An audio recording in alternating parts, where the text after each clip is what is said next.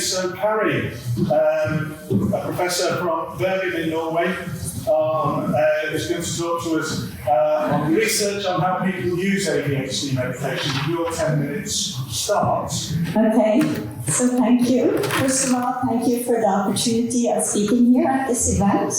And I'm a medical doctor and a professor at the University of Bergen in Norway. And I'm leading the work package 3 of the TIMESPAN project. And this work package focuses ADHD medication discontinuation across age groups and sex and countries. So I'd like to present some of the work we've been doing in this project. But first of all, why do we need to study ADHD medication discontinuation?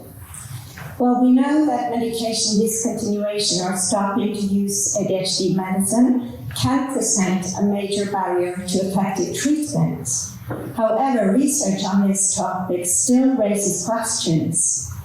Prior studies have found that 50 to 80% who start taking medication for ADHD discontinue within 1 to 2 years after starting.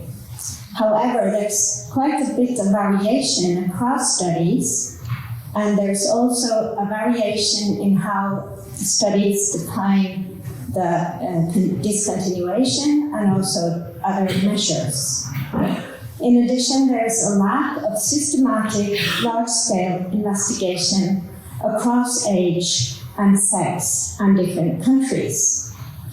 So we wanted to try to answer some of these questions in a study looking at these questions. And this is a study that was published as a scientific paper in 2023, where we looked at ADHD medication discontinuation and persistence across the lifespan. Okay, so what did we do in this study?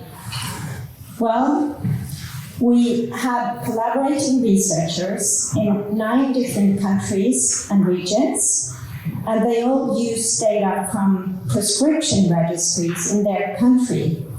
So we had data from Australia, Denmark, Hong Kong, Iceland, the Netherlands, Norway, Sweden, the UK, and the US.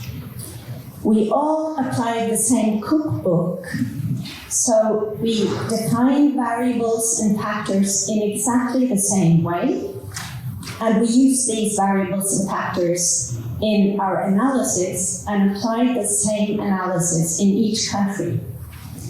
And then the local results were collected and summarized in the lead country, which was Sweden in this case. So Sen was leading these. So in this study, we included 1.2 million new users of ADHD medication from 2010 to 2020. Among these, there were 60% males, and the median age was from 16 to 20 years in most countries. We defined ADHD medication discontinuation as a gap of 180 days or more between 2 dispensations of medicine. So people had more than 180 days when picking up their medicine from a pharmacy, so more than 180 days. And these data, or what we analyzed, was how many among those who started using ADHD medication remained on treatment at 1 to 5 years. We did this overall, and we did it by age group, sex, and country. And then the local analyses were summarized in what we call a meta-analysis. So what did we find? Well, this figure shows the percent of individuals starting ADHD medication that still remained on treatment after 1 to 5 years. And in this picture, we see different age groups where the colors are representing age groups. So the green colored dots are the children. The red colored dots are those from 12 to 17 years, so adolescents. The light blue colored dots are the young adults, and the dark blue colored dots are the adults from 25 years and above.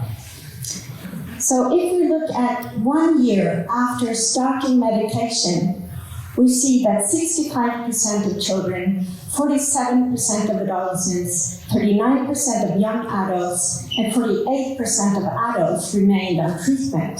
So of 4 age groups, 3 of them, more than 50% have stopped taking their medicine.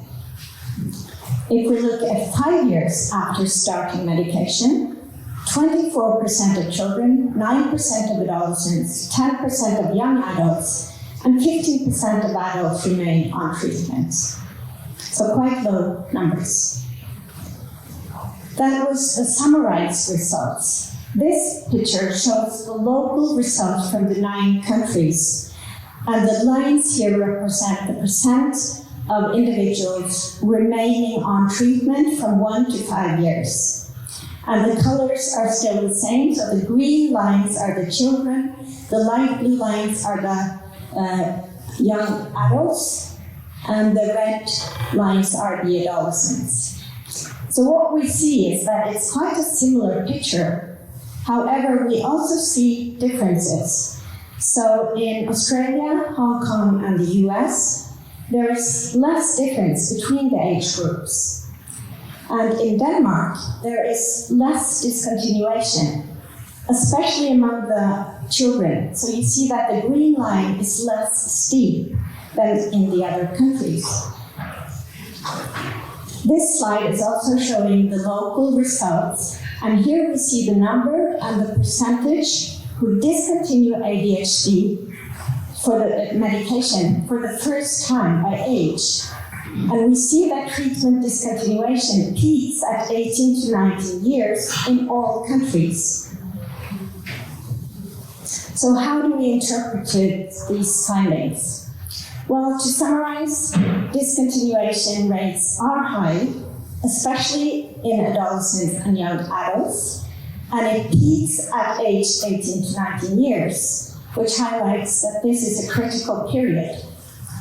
Also, discontinuation rates far exceed the expected remission rates of ADHD, so there must be other factors explaining the discontinuation. And how do we understand that? So why does the discontinuation peak at 18 years? Well, we know that care for individuals with ADHD at this age is moved from child and adolescent psychiatry to adult psychiatry. So could that be a factor? We also know that individuals at that age move away from home, so they don't have their parents looking after their medication anymore. And what explains the differences across the different countries? So why is there a less difference across age groups in some countries? And why does Denmark have less discontinuation rates than very similar countries like Norway and Sweden? Could this be related to healthcare of individuals with ADHD? Could it also be related to reimbursement of costs for ADHD medication, which may differ between different countries? So we hope to learn more about this during the coming year. But if any of you have some suggestions and comments, we'd really be happy to hear about it. So that was my presentation. So if you have any comments, please.